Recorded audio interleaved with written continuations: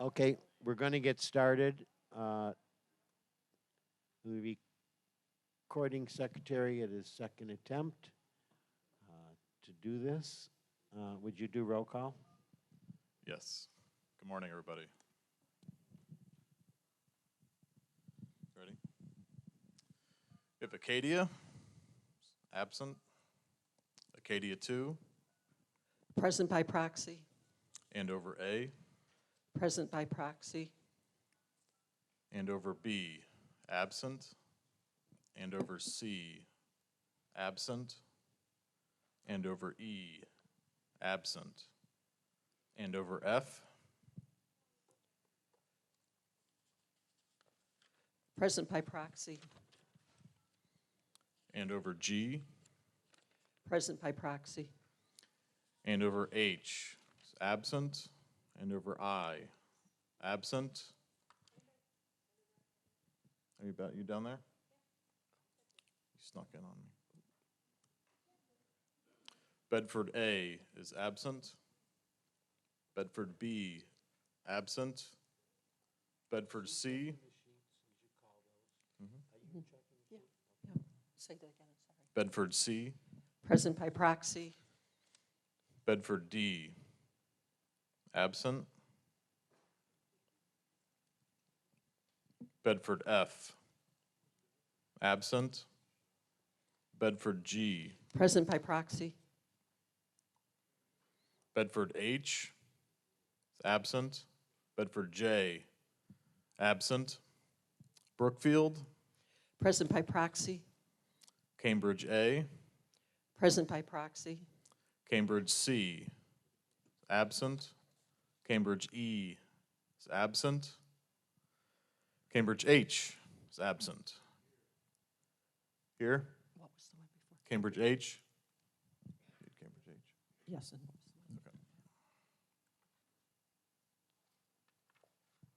E and C.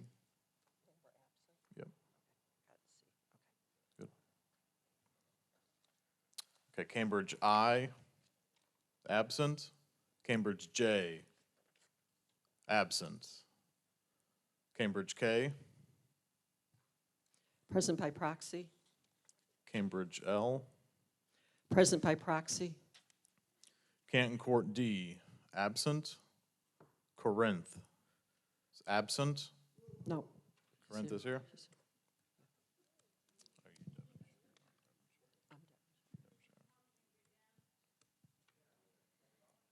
Cambridge M is checked in, yep.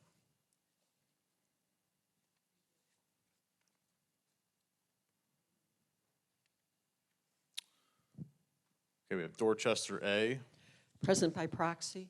Dorchester B, Present by proxy. Dorchester C,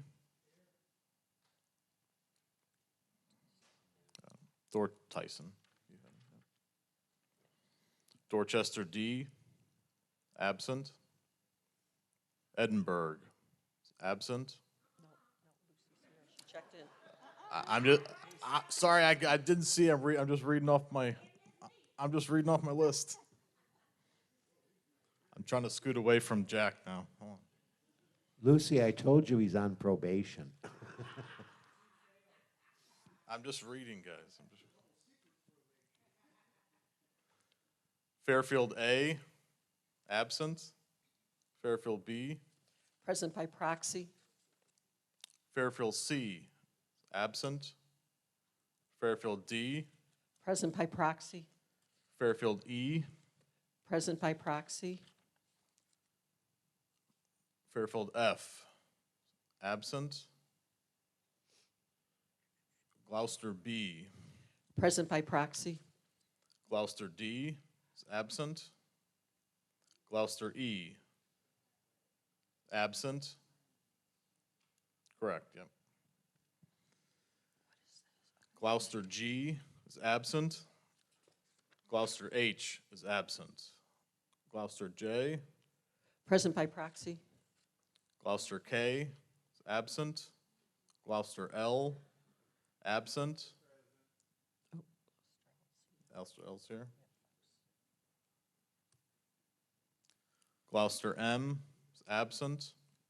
Gloucester N. Present by proxy. Gloucester P.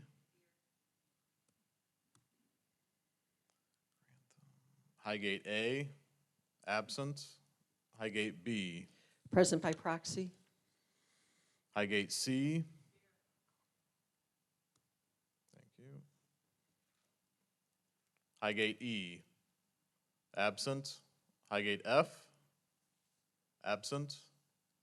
Highgate 3, absent. Highgate 4.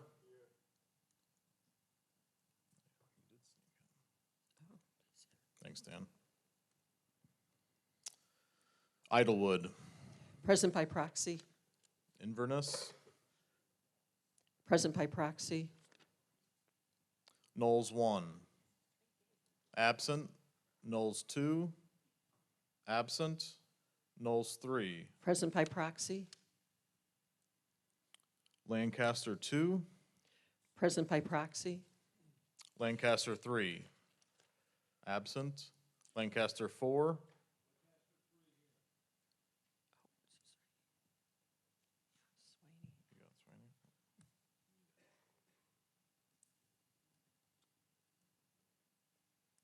Manchester 1, absent. Maplewood, absent. Nantucket 1. Bonnie's here. Nantucket 2 is here. Nantucket 3. There are. Nantucket 3, who's representing Nantucket 3? No? They're not here. Nantucket 4? Okay. And Nantucket 5, yeah. I don't know whether they're. Okay. Oakley Green? Yeah, I had yours in, yeah. We had you. That's the other ones.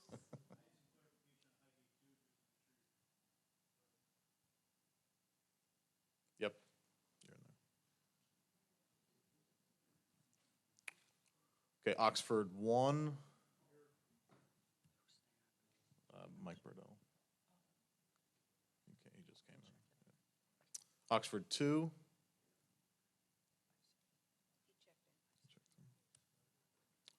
Portsmouth.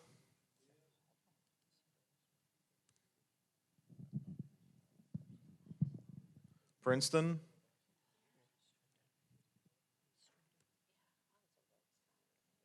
Quail Pass is absent. Radisson 1, absent.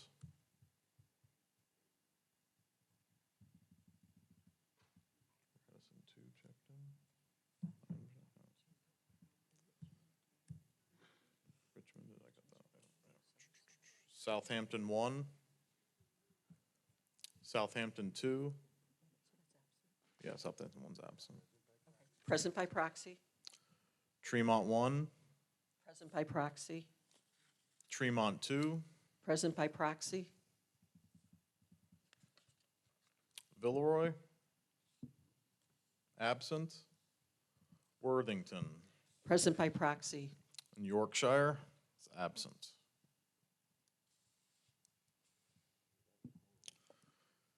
Okay, Mr. President, well, you do have a quorum. You have 70 associations present, in person or by proxy, representing 3,744 votes with 67.8%.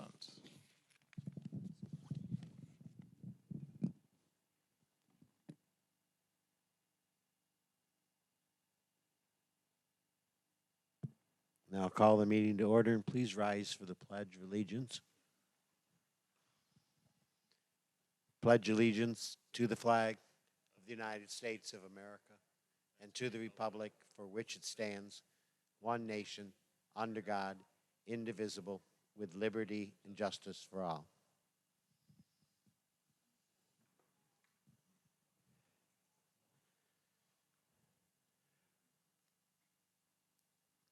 Before we get to the minutes, and I know Keith and Sue are having a hard time. We didn't think we had a proxy, and it's a quorum because a number of people didn't sign in. You are required to sign in when you come to the meeting, so just keep that in mind. The secretary and recording secretary are generally here at 9 o'clock in the morning, so just make sure you sign in because it helps with roll call, because we don't have to call your name if you've already signed in. So I would appreciate it that, and I know we have a lot of new board members in the community, so if you're representing your board, please sign in. With that, the next item on the agenda is the approval of the minutes. First one is the August 19th, 2022.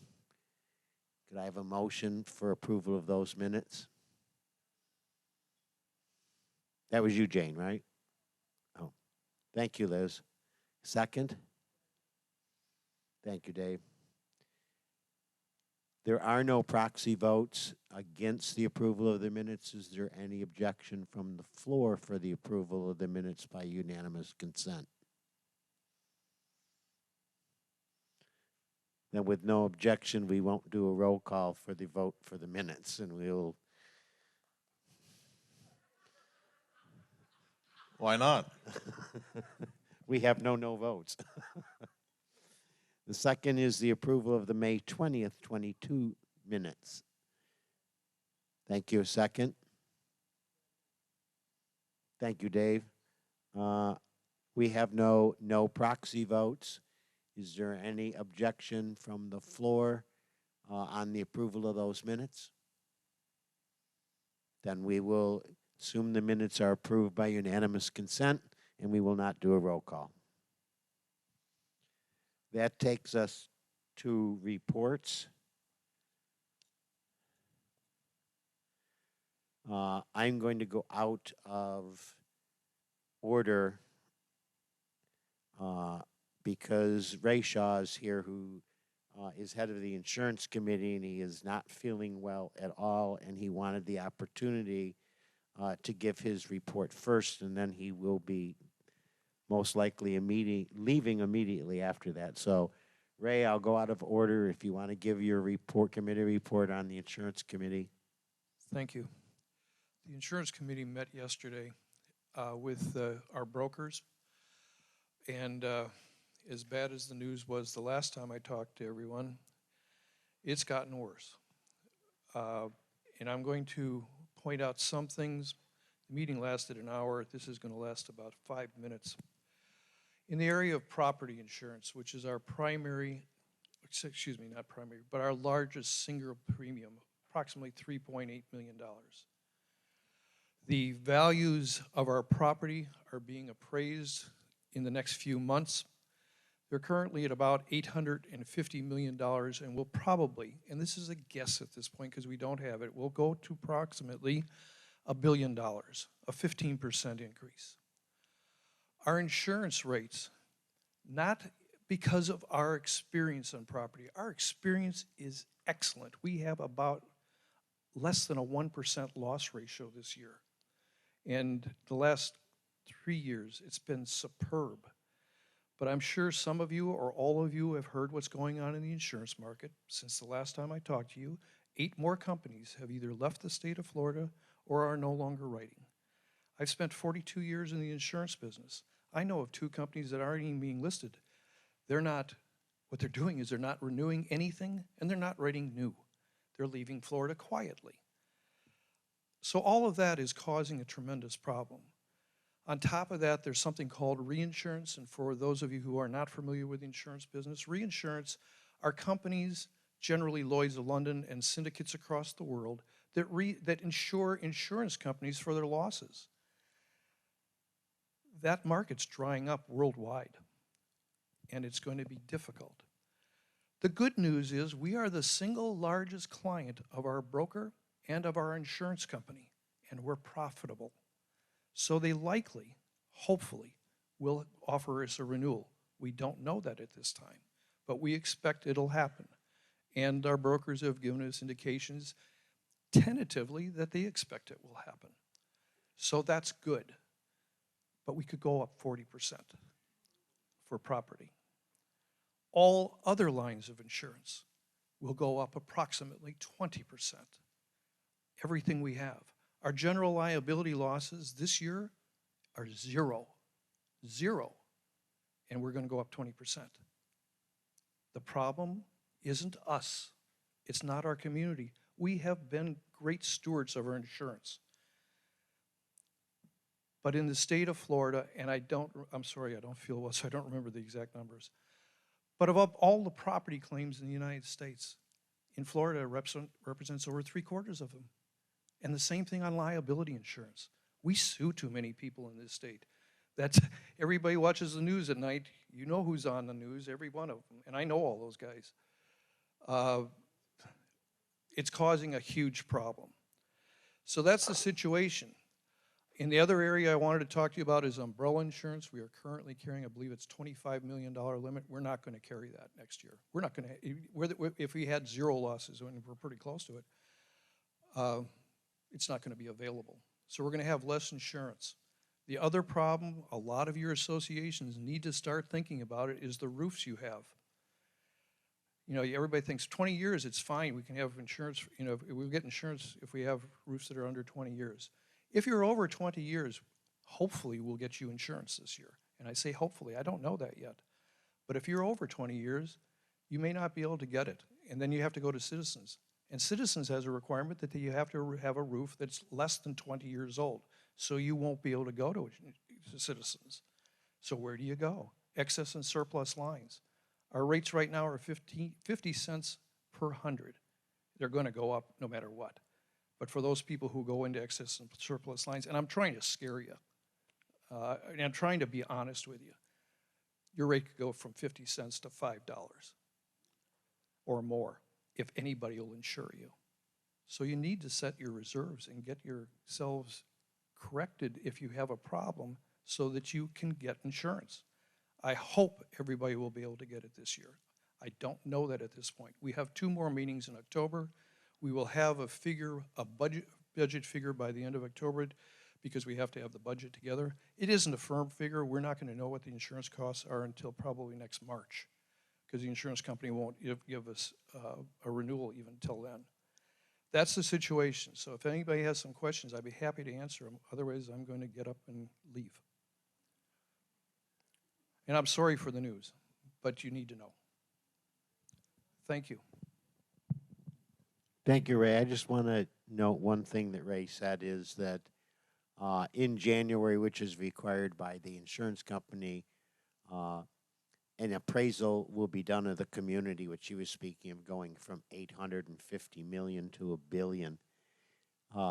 That is not the appraisal of the value of the community. It is replacement cost appraisal. So they go in and say, how much would it cost to rebuild your particular unit if it was damaged by fire, hurricane, whatever, and that is where that figure comes from. And with inflation, we had to go to a company which, by the name of Drew Isaac, who also does the entire land trust evaluation for their appraisal. That is replacement cost appraisal. So when you look at Kings Point, the cost to appraise and replace the true value of Kings Point was totally wiped out, would approximately be $1 billion just to replace it. Probably the market value of Kings Point is a lot higher because what you can sell your home for is probably more than it would cost to build your home. So just keep that in mind. And as Ray said, we're at the mercy of the insurance companies. Try and find a company that's going to insure you for $1 billion of replacement cost. I know that USI has very good relationships with Heritage. There is no reason that we believe that Heritage won't continue to provide the insurance for the property. We are very profitable to them from that perspective. But I will tell you that in the state of Florida and in the insurance industry, that the collapse of Surfside in South Florida really has caused havoc on our umbrella policy. We expect that to go up 25%, and it's basically because the umbrella pays it pays the excess insurance that your insurance is covered for any given thing. So that liability, and basically they weren't insured, and it went to the umbrella policies. And that is becoming more and more prevalent within the industry, that the insurance policies, the umbrella policies, are being used. So we better tell you today that our rates may go up 25 to 30% next year, then surprise you when it gets to November and you're doing a budget and you see a massive increase for insurance. With that in mind, we are trying to keep other expenses as low as possible when we are doing the budget. And I know that we have had different vendors come to us and say, well, our cost is more, we want to raise your rates. And the answer is, you have a contract with us, you gave us a rate, we're not going to allow you to raise rates in mid-year. It is what it is. We're sorry that it's impacting you negatively, but it would also impact our residents. And we have turned down a number of vendors that have asked to include fuel surcharges on their invoices. One of the landscape vendors came back and wanted to raise rates effective 1st of November by over $8,000 a month. And we basically said, no way, we will discuss your contract for next year, but you're not raising our rates. There's no provision in your contract. And they basically backed down and have been working with Steve to understand what their concerns are and how they can best serve the community. So it isn't always the great news, but we have to be honest with you and keep you informed of what we are seeing in the future. And with that, Keith, Steve, I will turn it over to you for your managing point from First Service. Thank you, and good morning, everybody. It's good to see everybody again.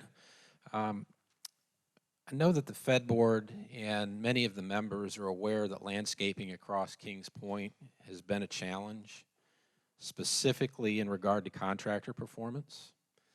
We at First Service have been very busy addressing this, and I wanted to assure the board and the membership that First Service is fully committed to our role as contract managers and are actively working together with all parties, vendors and residents alike, as Jack said, to improve the overall look of your community. There are three aspects of landscaping performance I'd like to expand on a little bit. And the first is community involvement. As you know, the structure for landscaping oversight relies on the point of contact concept. Each association needs active POCs who utilize the work order system, and residents who report issues to POCs so that we can track and verify vendor performance. Work orders are the lifeblood of accountability for landscapers, and they affect their monthly review scores when not attended to, which can lead to financial penalties. Work order volume for last month, the month of August, totaled 58, and 26 of those were special requests. So for the entire community, only 32 work orders were placed. That was it. The second thing I'd like to touch on is landscape review also relies on the oversight of one dedicated First Service residential landscape specialist to grade all 5,525 units and common areas within Kings Point every single week, one person. Putting that another way, it is one person's responsibility to inspect the landscaping of 1,105 units every day, or 138 units an hour. There is an admin support person to assist, but the review of performance is left up to one individual. This must change, and steps are being taken to address it. And finally, We need to have better communication with you. At last board meeting, I gained endorsement to provide the member boards with a monthly written landscape executive summary, emailed after the grading meeting, that will explain and outline the monthly grade for your section landscaper. The summary will also deliver better agronomic and service schedule information to you. The goal is to arm you with timely and valuable information so you can answer your neighbors' concerns with everyone singing from the same sheet. I also want to take it a step beyond that and have a concept that has been suggested to me that I'll call, for a lack of a better term, a POC powwow. Within each section, the POC powwow is envisioned to be a regularly scheduled Cracker Barrel style type of a gathering. So to conclude, I think the work order system is imperative for each association to fully utilize. By providing monthly summary reports, it will help disseminate the information each association needs to serve their residents. And by realizing the POC powwow concept, it will serve to regularly stimulate dialogue and sharing of best practices, which is greatly needed. On to mulch, 70% of the associations participated in the bulk mulch contract. The orders have been submitted. The initial delivery schedule is being developed, and we will share that back with you as soon as it is available to us. Two more quick items to mention. The association annual meeting information will be going out to you soon from your CAM. And as Jack mentioned, we are working on preliminary budget drafts and will be provided to you in mid-November. That is my report.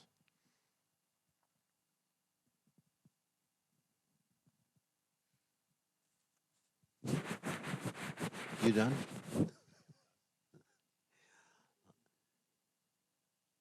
I'll call on the general manager of Vesta, Matt, to give the land trust report.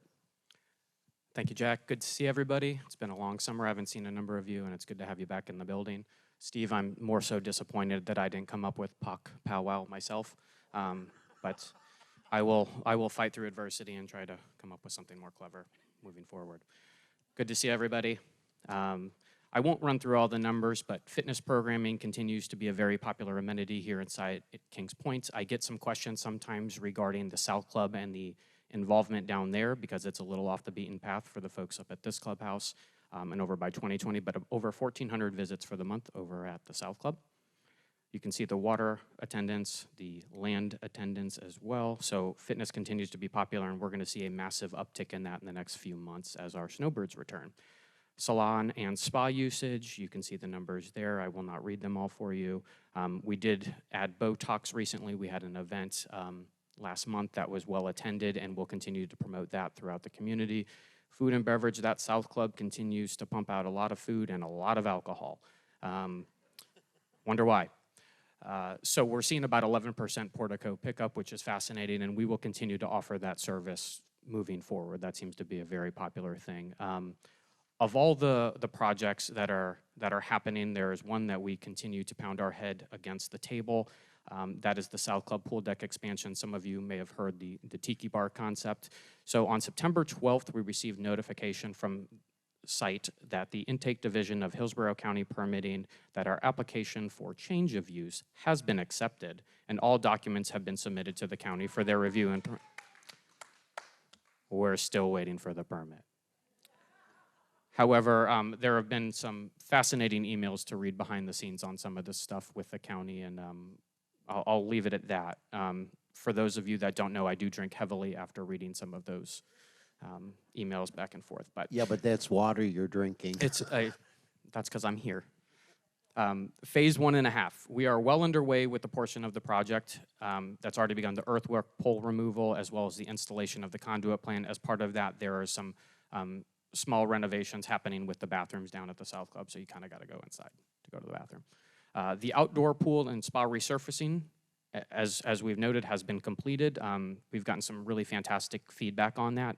As that project moves forward, we are continuing the RFP process for other components of the phase, such as the shade structures, pool furniture replacement, and landscaping to better evaluate the upcoming cost forecasts. Phase 3, the ad hoc committee for the RFEC has provided their recommendation for the future sound system for the entertainment area and subsequently have a recommendation for funding sources that will be provided to the Federation Board in October. Main clubhouse roofing project, kind of out of sight, out of mind. It's happening down the wings. It shouldn't impact any resident operations, but that's going very well.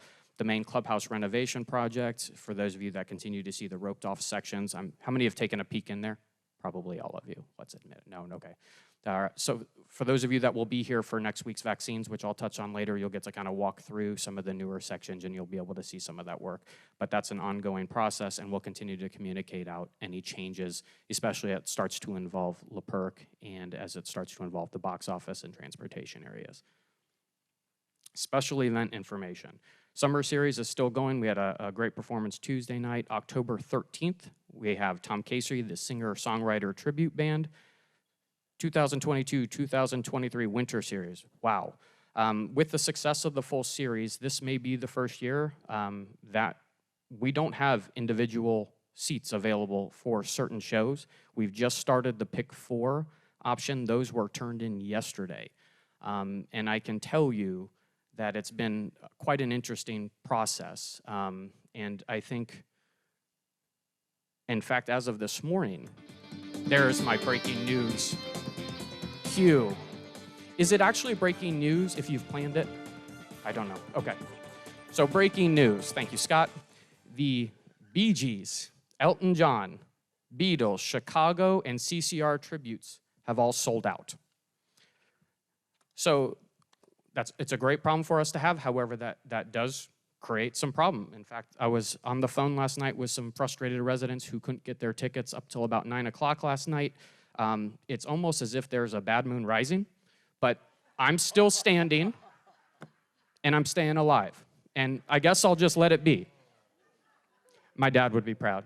He'd appreciate the groans. So, okay. Pak Pow Wow. All right. Is that okay? Okay, good. All right. So the produce vendor will, on that note, so if you are interested in shows, get it while you can. The Pick 4s are probably the way to go at this point. Produce vendor will return throughout the summer on Thursdays. You can see that there. All right, next week. Can't wait. Yay. We are partnering with CERT, the Emergency Squad, Sun City Center Security Patrol. We are doing an inside vaccine booster clinic with the flu shots. So that'll be the 19th and the 20th here in the theater. For those of you that have booked flu shots, you can still get the variant booster as well. In addition to that, there are days that we have scheduled later this week that you can get your flu shots. They're just going to be in a different room. The pharmacy will be available for you if you've already booked those appointments to get the booster as well. So you can also attend on Wednesday, Thursday, Friday. So it's a separate sign up. It's on kingspointsuncitycenter.com. So if you're interested, I think at last check, we had about 1,300 folks coming in to take advantage of the service behind the gates. So that's pretty neat. New services, we've talked about a number of things. We have physician stat labs that's on here for the lab testing. We have the podiatrist, on-spot dermatology has come in. We had the mobile mammograms here. We had Botox here. And we have the pharmacy delivered RX will continue to be in here. And they've committed to servicing the community as long as we would like to have them. Transportation keeps on moving, and so will I. Security. 8,200 phone calls for the month, 22 incident reports. We just had and it's not on this report, but we had a silver alert the other day where our security team was dispatched and we actually found one of our residents wandering and were able to guide him back to the home and communicate that to the family. That happens probably more than we all want to admit in this community. It's very, very challenging and difficult. Fortunately, we have a lot of great friends and neighbors that look out for others in the community. Of note, security received a call at 5 p.m. from a resident that was on a walk to inform security they had witnessed a vehicle run over an alligator. The driver turned around, viewed the alligator, then proceeded on their way. The caller was concerned because after the hit, the alligator had crawled into bushes where it was not readily visible, but could potentially be a safety hazard to walkers in the area, especially if it was injured. Security officer was dispatched to the location to secure the area while waiting for the alligator trapper to arrive. The trapper was able to remove the alligator from the community after the alligator was protesting. It's kind of a bummer. I kind of get sad when I hear things like that, but just another day in security. That's all I've got. It's good to hear the good news on the shows because that just brings more revenue into the community to offset the cost for the land trust. So That is correct. And Scott did a phenomenal job. He's up there hiding in the sound booth, but so he deserves a lot of credit for that. Now he just needs the bands to show up and actually perform well. No pressure. with that, we'll do some committee reports.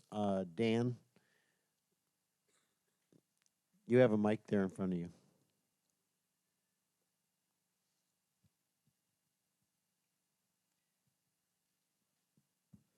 The Contracts Committee is in negotiations with Spectrum.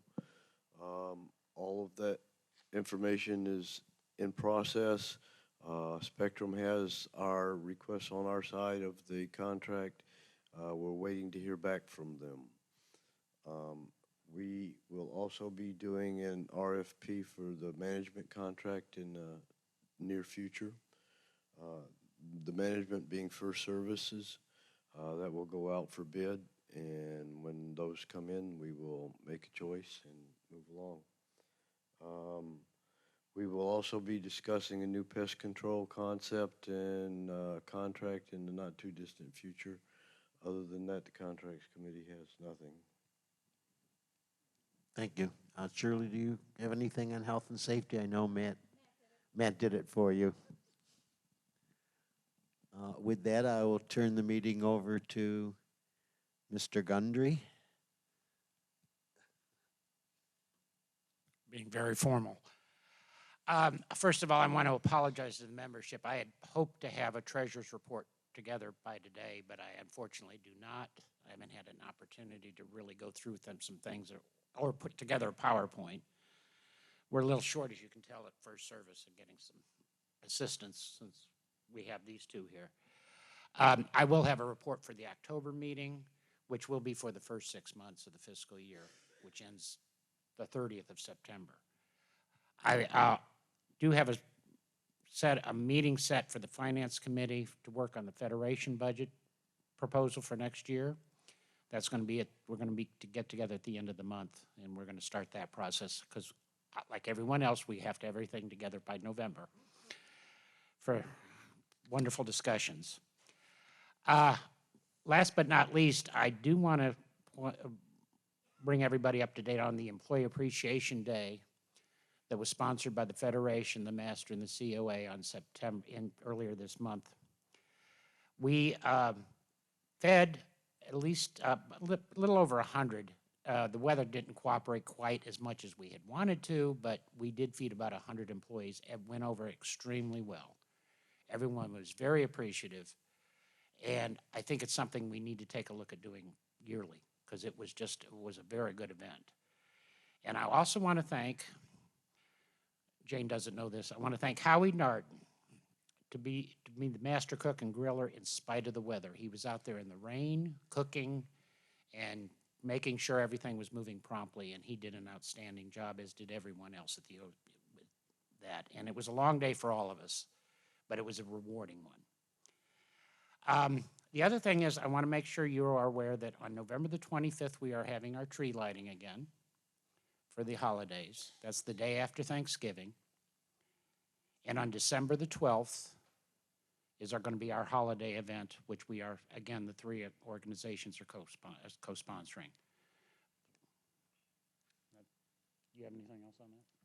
Okay, we're fine. That's all I have.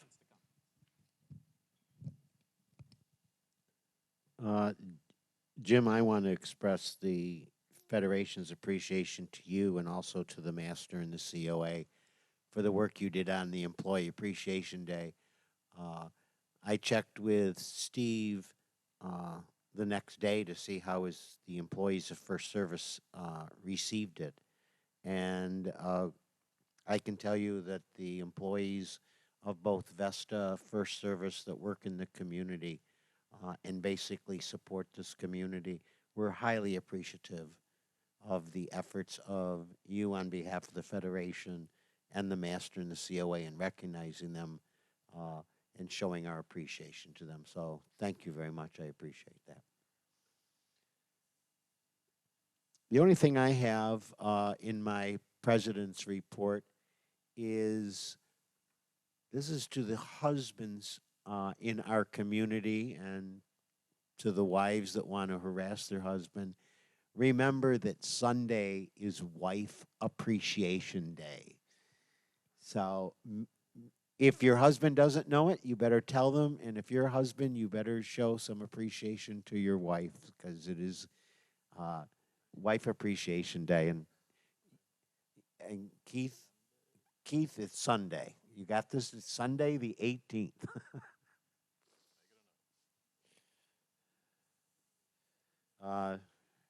And I'm going to embarrass Keith for a minute.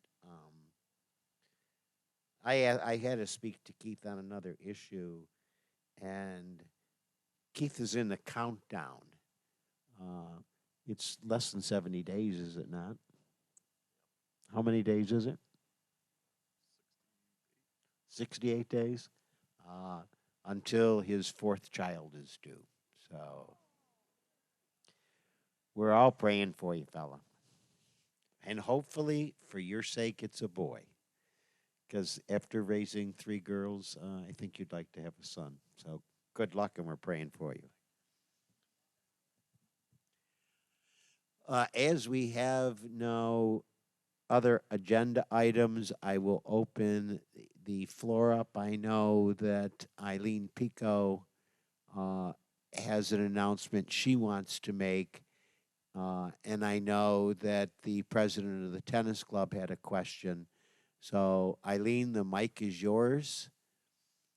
And anybody else who has any good and welfare or other issues that they may want to discuss, you can line up off to my right or your left.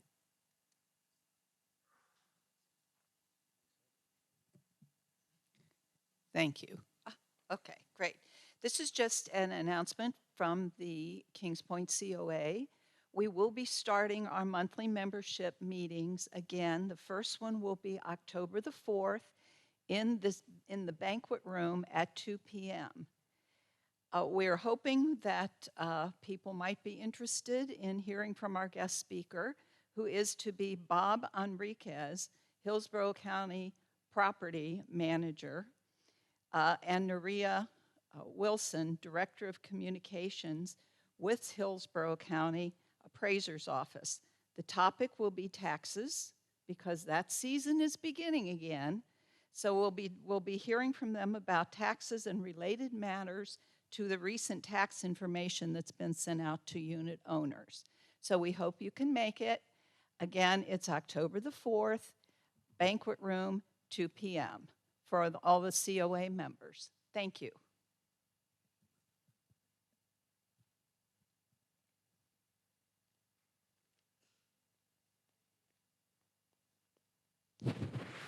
You do that so well.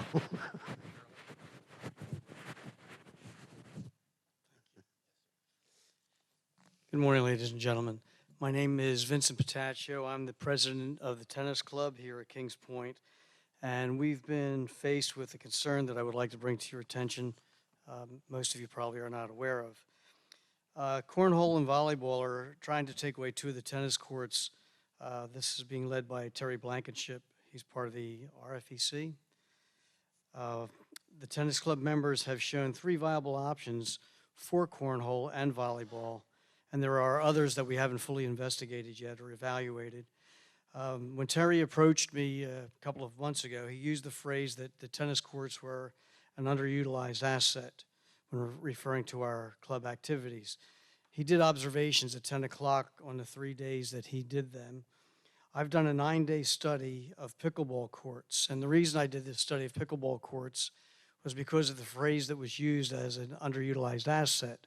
So I tried to do a comparison of another activity here at Kings Point to show the disparity of the observation. I've done a 9-day study of pickleball courts, and this is the usage result comparison during typical times of play. I have a complete list of times, which I'm not going to speak on right now because it would take up too much time, but these are the averages that came up during typical times of play. Pickleball was 12.5% to 25%. Tennis is 25% to 75% usage. Terry's evaluation did not include our early morning group that plays from 7:30 a.m. to oftentimes past 9 a.m. He and others have met on our courts discussing the proposed designs as if this is their decision. He even had a cardboard construction of their plan layout to do the changes to our courts prior to all these things being discussed with other officers of the various committees here at Kings Point. We also have a petition of non-tennis players who understand the value of tennis and its health benefits. So even though they're not players, several of our members have gone out to other people in their communities to get these signatures. It seems from our few discussions with Terry that they don't care how it affects the tennis club members, the decisions they're trying to make. For example, our tournaments would be eliminated because there would not be enough time with only 2 courts to construct the needs for a tournament and all that takes place during a tournament. Court usage in the afternoon. One of the things that wasn't considered was the court usage in the afternoon, because we have players that play in the afternoon, and oftentimes they'll switch courts because of the sun and the heat of the day and so on. So they won't use maybe 2 courts that they use in the morning, they'll switch it over. Also, the bathrooms are not handicap compliant. One of the reasons the cornhole players want to be able to utilize another facility is because they're playing on sand and grass, and we understand that. And this is one of the reasons why myself and one of our other club members went about Kings Point to look at other viable options where there are facilities are not being used that cornhole players could go to, where there are handicap facilities. The reason the handicap came up is because I understand there are 2 cornhole players who are in wheelchairs. So I understand the concern. I just think there's other options. Another thing that does not consider are weather-related court changes. So, for example, if it rains during the evening in Florida, like it never does, our courts as you're facing the courts, the 2 courts to the back would still be wet in the morning. We do have drying capabilities, but it still takes time for the moisture to evaporate, of course, from the courts. So we'll oftentimes use the other 2 courts until those are dry. So these are things that have not been considered. Terry even suggests that our club members play in the heat of the day, because by only having 2 courts, other players would have to play later in the day.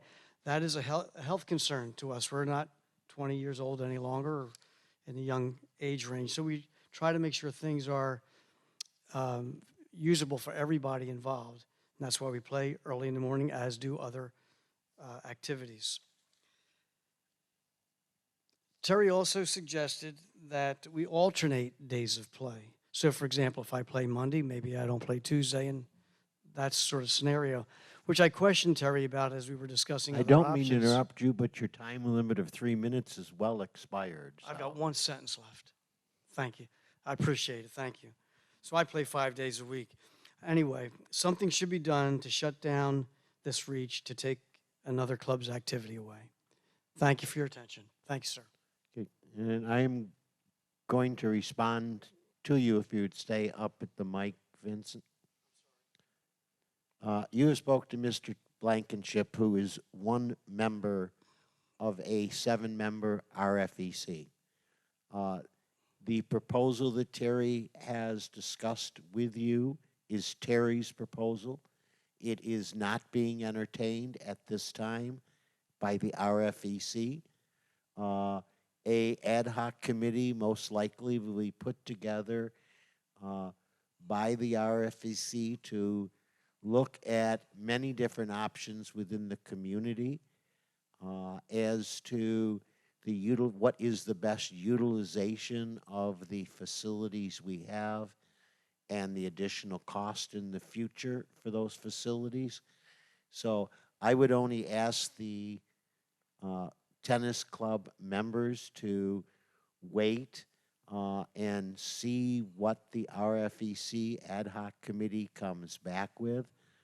There has been nothing cast in concrete about the relocation of the cornhole group to any given amenity within the community, or the pickleball group, a relocation or reutilization of facilities has been discussed at the RFEC, nor has any determination been made as to what will be done with the tennis courts. So I think Terry went out, had a conversation with a number of people. It has riled up individuals, and I think the best thing for the tennis club would be to attend the RFEC meetings, which are the third Wednesday of the month. Their schedule is on kpscc.com because they're the ones who would be formulating any plans, and it would be voted on before them to recommend it to the board. The board has no recommendations, and as chairman of the RFEC, I can tell you the RFEC has not investigated this or even looked at the different possibilities that can be done. All right, thank you very much. Any other questions, comments, concerns?